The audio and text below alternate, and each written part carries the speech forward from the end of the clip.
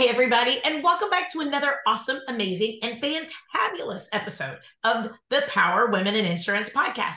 Today, we're talking social media. Social media can seem scary, but it can be fun too. I think when we think about social media on a personal level, we think it's kind of fun and gitchy, and we get to share pictures of our dogs and our kids and our fun stuff. But when we think about it for business, all of a sudden we just kind of clam up, right? We think, oh, I've got to make so many sales. I got to think about ROI. I have to be able to, and we make it so intense. We've had a couple conversations here on the podcast about being really authentic through social media and being able to really use that opportunity in that medium to be able to communicate and build relationship publicly. But today I do have on with me Megan Thomas, and she is wonderful and amazing with social media. So we are pumped. She has worked with women in insurance. She's worked with insurance agents across the different across this country, not different countries, but this country, on their social media. And I am super excited to be able to have her on the podcast. So Megan, welcome. Thank you so much for having me. I appreciate it. Well, I am really pumped. So tell us a little bit about how you got the social media bug. How did this become something that you want to be able to do with your life, just, as your career? How did that occur? Sure. So I started my career in hospitality, and I absolutely loved it. I thought I was going to do it forever. I got to build relationships with people all across the country. And it was wonderful. But once I had a family, it was a little bit too time consuming because it was a 24/7 job. So I moved into executive assisting, where I fell in love with really organization and data. So when I first started, my online business during 2020, I did not love social media until I really put together that it was combining two things I love, which is relationships and then the organization and data side of things. So I really just leaned into it and started figuring out all of the things that worked and didn't work. And I was just so excited to help other people do that too, and see that it's not as scary as it seems. Right, because it does. Like I said at the beginning, I feel like okay. So number one, I'm a 50-year-old woman, so I'm old and crotchety. Number two, and I'm just kidding. I'm not really that old and crotchety, but I'm after you turn 50, you think of yourself that way. Anyway, but I just turned 50, so I'm still working on that. But it's one of those things where I think because my children are grown, and because of the fact that I don't have a dog, I have an angry cat. I just really don't feel like I have a whole lot to put out there. I mean, I don't have, the kissing babies and petting dogs posts and things like that. And insurance isn't necessarily a sexy conversation that people want to sit around and talk about. So I'll be super honest with all of our listeners. If you go to our Power Women in Insurance Facebook group, which is wonderful and amazing, I do very little there. I just pretty much post all of our updated episodes. You go to my personal, I may show these different conferences I go to or things with my family, but we don't really do a whole lot in social media. That is something for my 2023 goals that I completely dropped. That is the one thing I absolutely made zero progress on last year. I met all my goals except that one. So I'm moving it to 2024. So as I'm moving it to 2024, talk me through, why do insurance agencies need a social media presence? Oh man. There's so many reasons, but I would say just the biggest one is just to get to know people, right? Whether you are online or in person, you want to expand your network and you want to get to know people. You want to bring people into your sphere that you get to know, like, and trust you. And you can talk to so many more people when you're on social media than just picking up the phone and dialing somebody. Cold calls, I'm not saying they're not effective. However, you can only make one cold call at a time. Right. And when you are on social media, you can reach so many more people. And it's also very targeted, right? When you pick up your phone, you don't know who you're calling unless you've done research, which takes a ton of time. But when you're on social media, you can really target in who you're talking to. You can learn more about them through analytics, what they like, what they don't like, and keep focusing on those things to just keep bringing them closer and closer, down your funnel to get them to either book a call or whatever, but even turning them just into loyal fans of yours. People know who you are and you have these things that you're known for. They're like, oh, there's this girl on social media, even if it has nothing to do with insurance, right? Like I have a little dog that I just got, and people are like, oh, didn't you just get that? They don't know that I do social media, but they know that I have a little dog.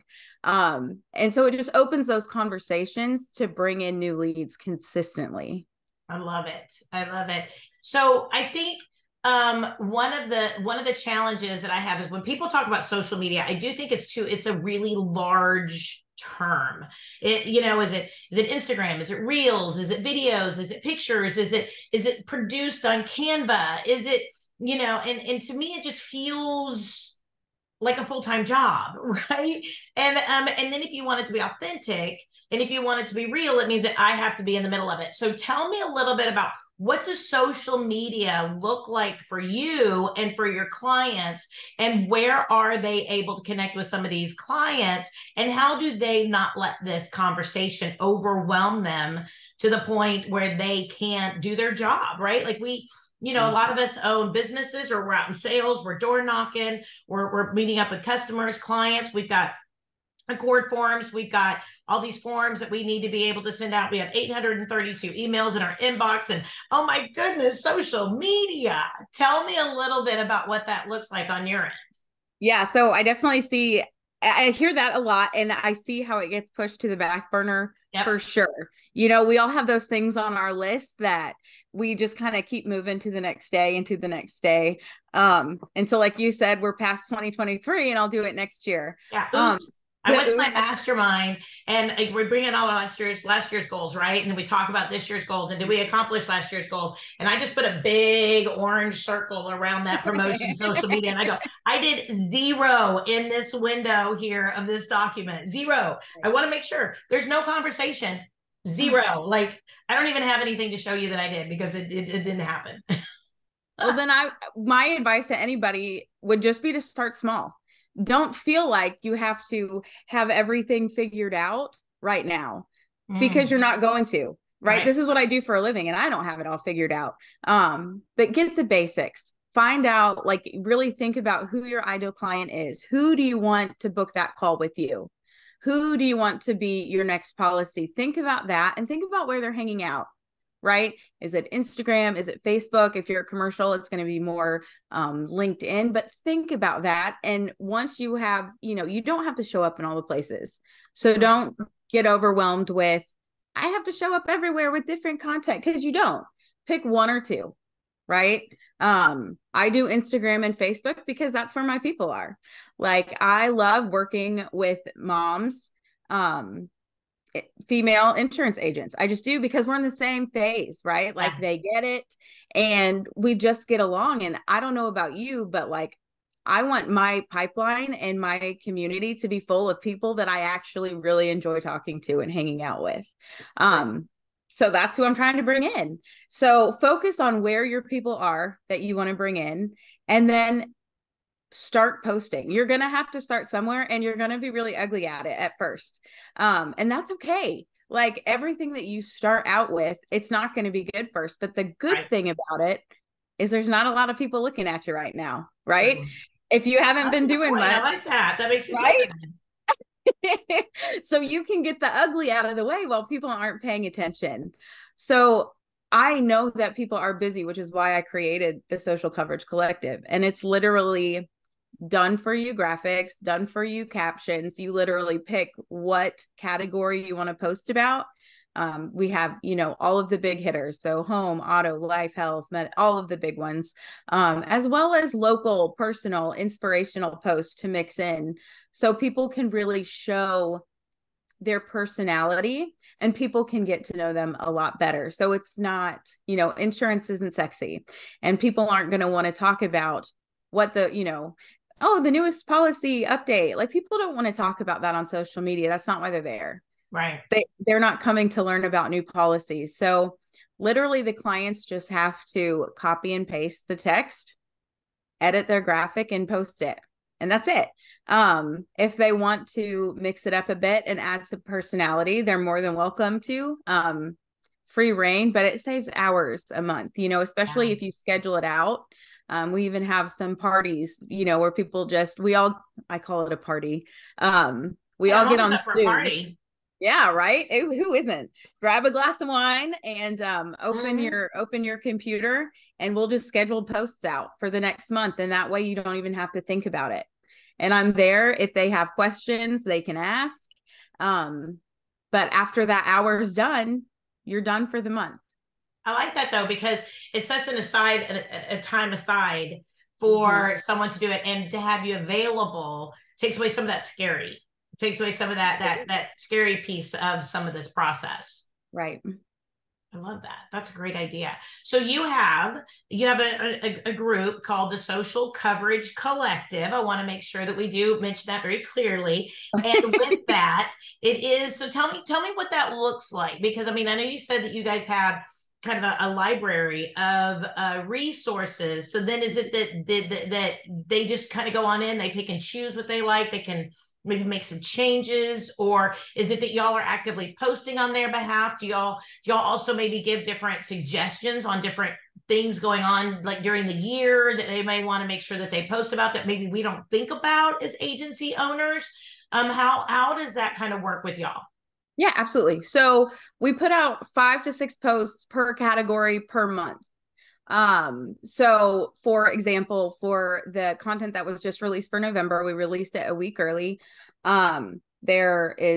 have 5 home, for example, we have 5 different home posts that are related to that month. So, just different fun things. Like for Halloween, we did, frightfully good ways to protect your home, or, like from all, just fun things that people get into. And then if you look at that and you're like, man, these are good, but this doesn't really fit my audience. Right. Then you have access to the entire content library back from April when we started. So you have access to like all of the home posts, any posts that you want to use, you have access to through there. And then we also put out like a holiday sheet that are just fun. I'm really big about infusing your personality and letting people get to know you. Right. Like you are more than an insurance agent, and people should know that. Yes. So, like my husband loves to grill out, like his thing is ribs. He loves to, and so we always make a big deal about it's rib day. And so we're like, oh, this is what Darren's smoking today. Like my community knows who my husband is. They know my children. And so that really fits my personality and my brand. He's also a football coach, and that takes up a ton of our time. Yep. And so I have my community asking how'd they do? Did they win tonight? Like during the game. Oh, fun. And that's really the most important part of, getting yourself out there and infusing that personality. So I work with members on, hey, we call it a brand menu, right? We look at social media a little bit differently. It's more like a party, whether it's a cocktail party or a tailgate, whatever kind of party you like. You are inviting people into your space, and you're not just like, oh, hey, they're here, right? It's, hey, welcome. Like, I'm so glad you're here. Let me show you where to put your coat. Here's where the drinks are, and really bring them into your world and get to know them. So I really walk our members through how to do that and how to keep consistent tabs on, hey, that person might be a good lead. How do I follow up? How do I turn them from a conversation into a lead? And we focus on that a bunch.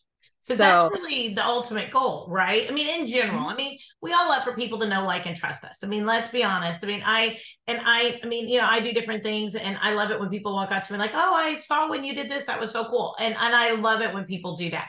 But ultimately, one of our biggest goals is to grow our business, right? And to be able to attract, like you said earlier, the ideal client to what it is that we're doing, and for our team members to be able to kind of keep that pipeline full for them, and that we are attracting the right people for the culture of our business.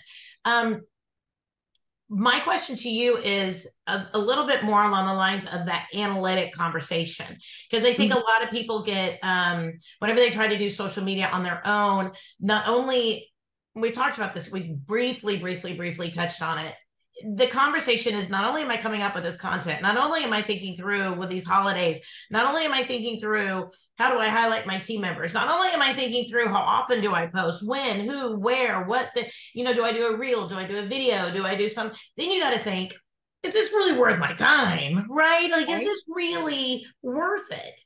And I think especially when people are busy, like you said, they have football games, they've got kids, they've got dinner to be able to prepare. We've got a team we have to be able to coordinate. We've still got to make sales goals. We still need to make sure that we pay everybody the way we need to make sure we pay everybody. How do you know if social media works for you? What kind of timeline do people need to be able to really emotionally commit to? And what do you usually use to be able to show people or to be able to look to see if this is really working for them? Right. So it is not I'm not going to oversell it. It is not a magic bullet, right? Like, it is not going to, you use 2 of my posts, Teresa, and you are going to get 60 leads. Like, that's not realistic. That's not feasible. That it's just not. It is going to take a time commitment, which is again why I have the collective. So it takes less time. But it's working when people not only notice you, but they want to ask you questions, right? Because you are really setting yourself apart as someone who is approachable. You're not just posting whatever company graphic you have for the day. Like, you are intentional about what you're posting and encouraging people to engage with you. So it is working when you have built relationships strong enough that people are asking you questions. Like, that is where, like, I love it when people are just, hey, what's this about? Because then you can say, hey, this is how I can help you. Like, I see that you're struggling with X, Y, and Z, but that's when you get to the meat and potatoes, right? That's when you get to help solve their problems. And yes, it is good because it's a lead for you, but you get to help somebody. Like, that's why I love working with insurance agents, because you guys you're able to help so many people. But as far as the timeline goes, it's going to be different based on how much time you put in on the front end. Okay. Like with anything. So there have been, I'm sure, like with you as well, there have been periods of my business where I am like nose to the grindstone. I am going to work 10-hour days and I am just going to hustle. And if you are doing that, then you are going to see quicker results, but you're also going to get burned out. So that is not a strategy that I recommend. Yeah. So I would say being intentional with your time. If you can put 10 or 15 minutes aside a day to engage with people, right? Meet new people, comment on someone's Instagram story, because the stories are where the magic happens. That's where your warmest audience is. And that's where you want to be living. So spend time. If you can spend 15 minutes a day, within a month or 2, you'll see more results geared toward what you want. So, and it's like, you just made a really good point though. It's not just about posting, and it's not just about being on social media or even just responding if people tag you in something or say something to you, but it's also you engaging with them on their stuff. So it's not just, hey, what I'm putting out there in the world. I think that's one thing that I think, because we get busy, we don't ask questions. We don't engage with people, because I know, like, I'm the queen of send 3 hearts, right? Like, oh, what a great thing. Oh, what a cute kid. Oh, what a great funny dog. But that's not stuff that starts a conversation. And I think we need to be more conversational driven as well whenever we talk about social media, because we do want them to talk to us and with us. And that's where we get those friendships and that relationship. It's not just about putting myself out there in the world. That's step 1. But I think step 2 is also being available to answer those questions, maybe if they do pose them.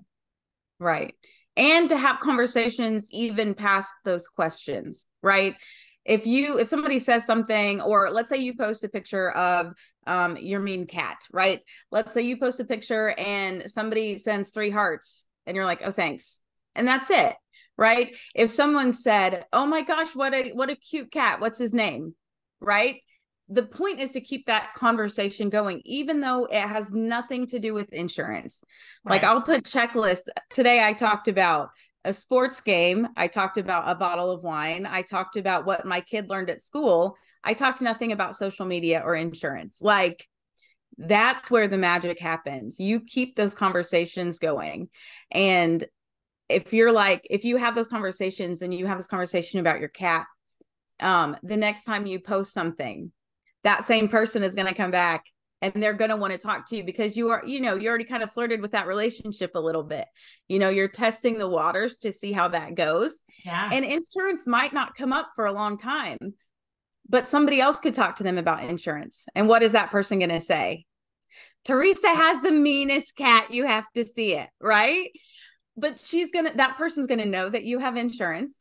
But before that, she's going to know that you're friendly and approachable and that you have a mean cat. And that's okay. They don't need to always, they don't need to always have insurance at the top of their mind, and they shouldn't, because it's boring, right? But if you have that relationship that exceeds the insurance, and I'm not saying be best friends with everyone, but people are on social media for connection. So if we're giving them that thing they're craving above, I need my insurance needs met, that thing they're craving of, I need someone to relate to. Yeah. I enjoy relating over, oh, you're a huge Indianapolis Colts fan. Oh my gosh, me too. Did you see that last game? Right? That is where the magic happens. And then you'll notice your analytics on that back end then start to shift because of the conversations that you're having. So you can see yourself trending in the right direction on the back end because of what you're putting out. Nice. I love it.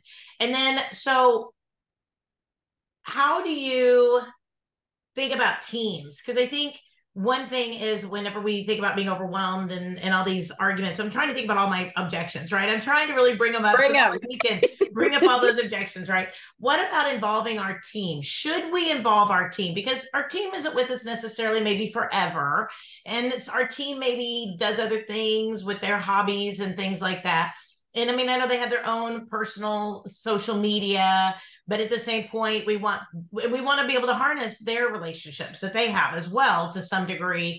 But at the same point, some people may not feel really comfortable that they represent the agency in its completeness the way that it should be. How do you usually recommend involving team members in that conversation about social media?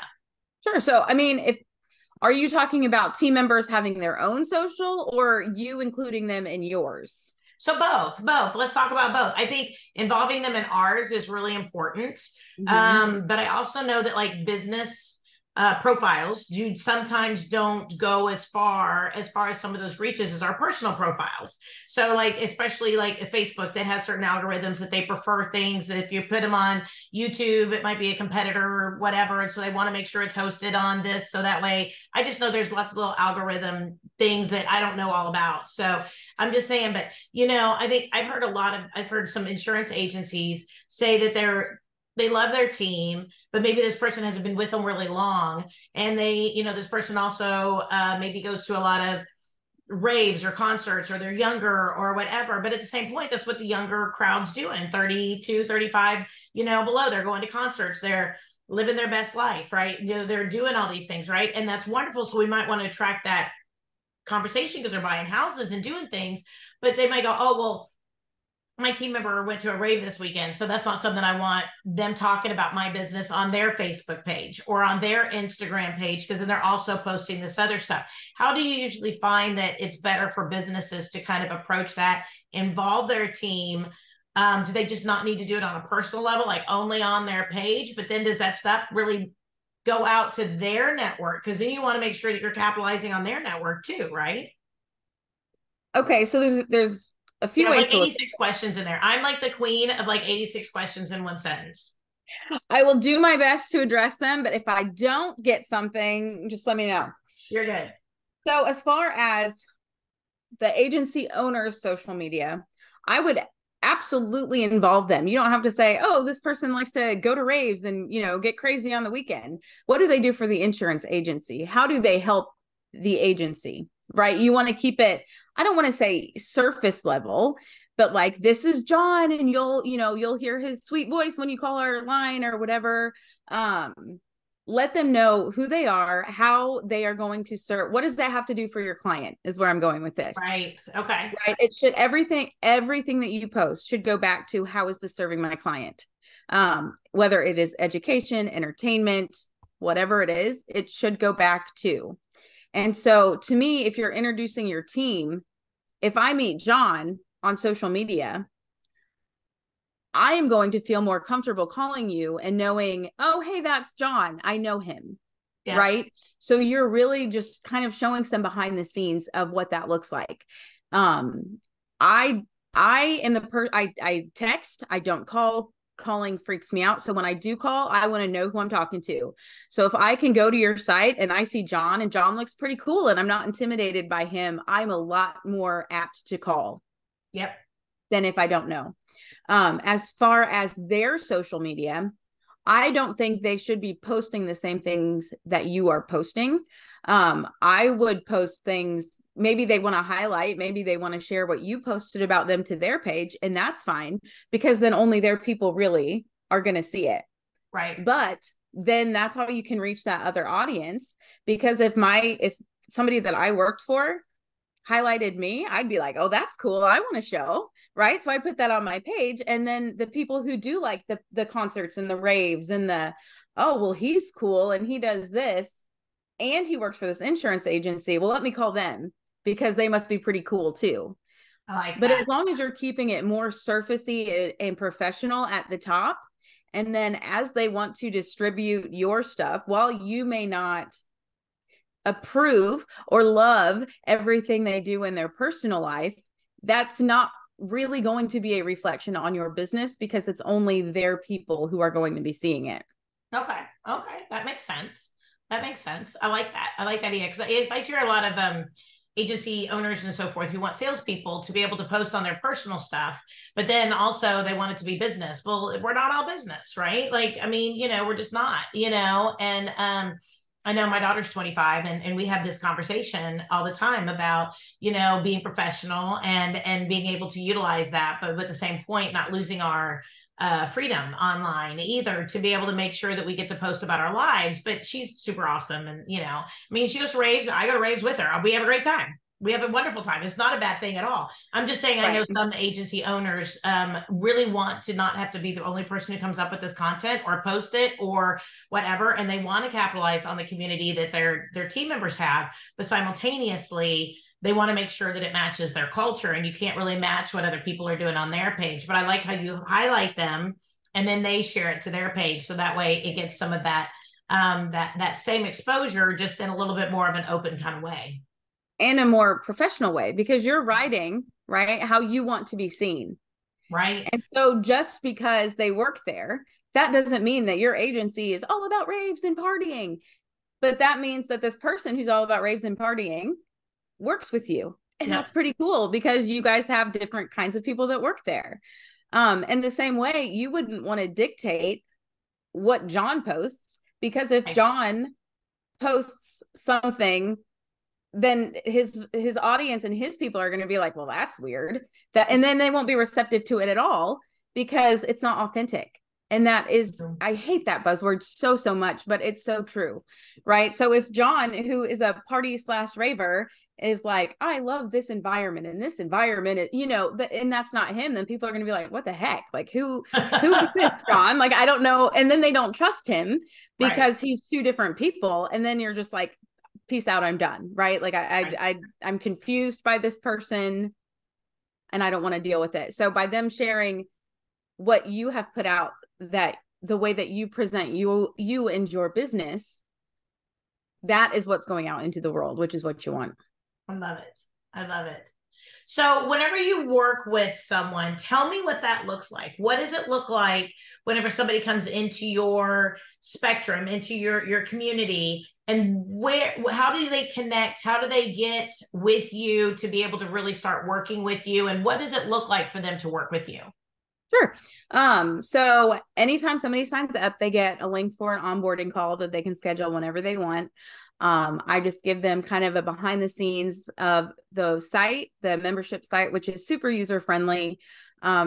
We walk through any questions that they have, any concerns, and then we really dig into their business goals. And I pretty much just lay out, this is what I would recommend mixing in out of like the inspirational, personal, and then all the different categories. Like this is how I would lay it out for you. And then they pretty much will take that and run with it. I make sure they don't have questions about, infusing personality or editing the graphics or things like that. And then every Thursday we have open office hours, which is basically I am on Zoom.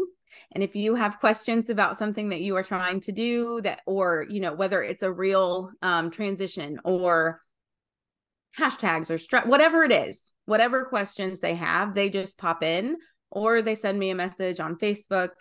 And we have a Facebook group, a very active Facebook group of people who just like to talk about digital marketing because it is not a very common thing in insurance yet.